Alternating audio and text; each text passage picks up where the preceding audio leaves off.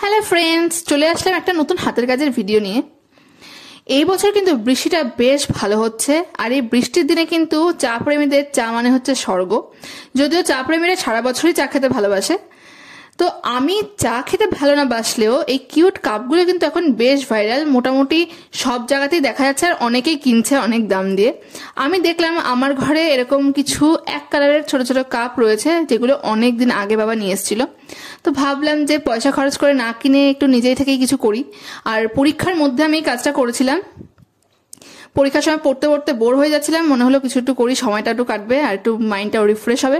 তো তাই জন্য তখন এই কাজটা করেছিলাম আমি।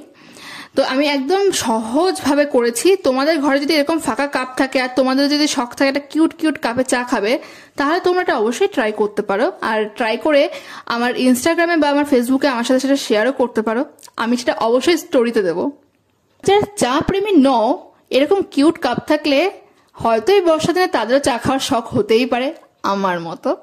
কথা বলতে বলতে কাজটা তো শেষ হয়ে গেছে। আমার কাজটা কেমন হয়েছে সেটা কিন্তু অবশ্যই কমেন্টসে জানিও, আর কতটা কিউট দেখতে লাগছে সেটাও কিন্তু জানাতে একদম ভুলো না। হবে নেক্সট কোনো ভিডিওতে। ততক্ষণের জন্য টাটা।